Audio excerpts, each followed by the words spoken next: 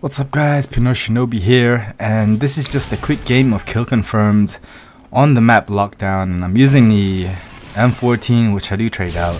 I don't really use the M14 in this game. It's like I picked this class with my M14, which I do like. I really do like the M14, but I end up picking up all these other guns and I start using those instead of this. Like right here I pick up the F80 Silenced, which I haven't really used because it's like one of the last guns you unlock, and I'm constantly prestiging, so I never really have a chance to use this gun.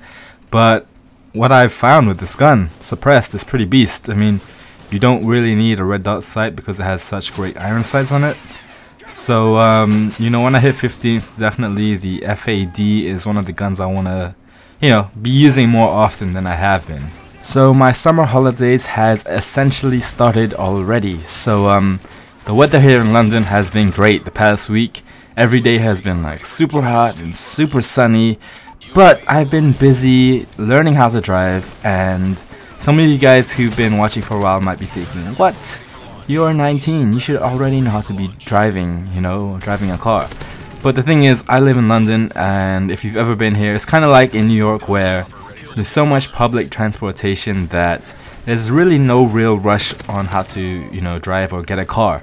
So I guess I'm only just starting how to drive now. I've taken lessons before, but I stopped and now I'm starting again, and I'm just trying to get this license, you know. So with the way that I've been learning is every day for about an hour or two, I go out with my dad in the car, and he just teaches me how to drive. You know, my dad's been driving for quite a long time, since he was 14, and my dad's kind of old now, so you know, that's been a long time, and he knows his stuff about his cars, so who else better to teach me how to drive, right? And also my brother is an instructor, but the thing is, he lives all the way in the other side of town, so it isn't exactly convenient for me to go there and get lessons every day, although he is a driving instructor. I actually just came back from a lesson with my dad, and the thing is, what I've found out about driving is, you know, unlike everything else that you start doing for the first time, whether it be, you know, learning how to draw or learning how to play Call of Duty, driving is a little bit different.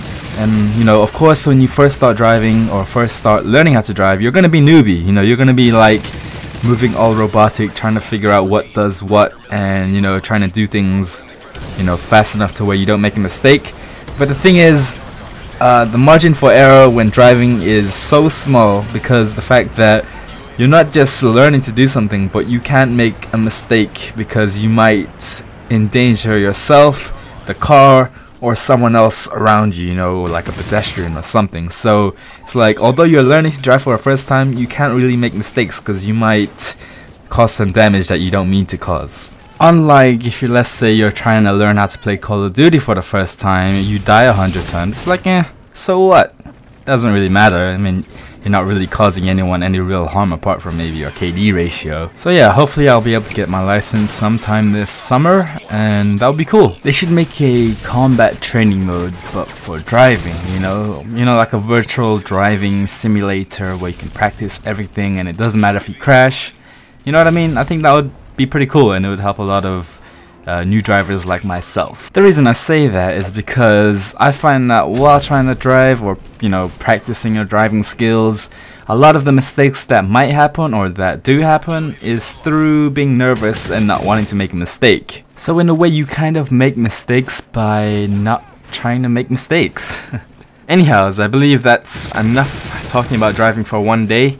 As you can see in this gameplay, I actually didn't really use the M14 that much. I mean, I picked up the FAD and then the ACR and the Type 95, and later on you'll see I actually do switch class to my SMG, so can't really call this M14 gameplay, can you? So right here, as I die, I call in my Predator missile, and I see these two guys right here holding hands.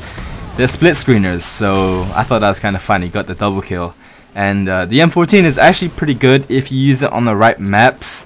I don't think Lockdown is actually the greatest map for this gun, you know, although it does have some open areas.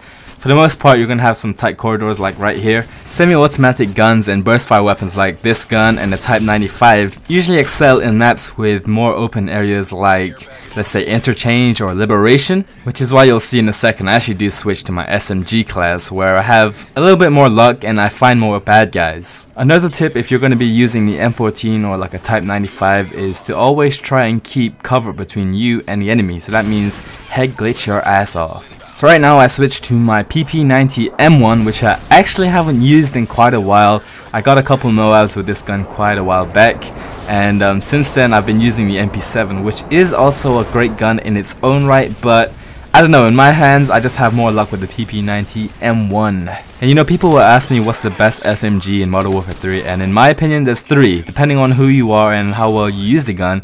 It's either the P90, the PP90 M1, or the MP7, you know, depending on which proficiencies and which attachments you use. It's one of those three. You know, there are advantages and disadvantages to each, but to each his own, you know. So as you can see, the game is almost over and I'm kind of in a rush to get the final kill. I hope you guys enjoyed this video, and if you did, please do leave a rating, either a thumbs up or a thumbs down. I really don't care, just leave a rating. It's a really good way for me to gauge where I'm at with you guys. And yeah, this has been your boy Pinoy Shinobi. It's been good talking to you guys again. You know, it's been a while since I've done one of these simple commentaries talking about a random subject. Anyhow, your boy Pinoy Shinobi. As always, I'll talk to you guys later. Peace. Kill confirmed.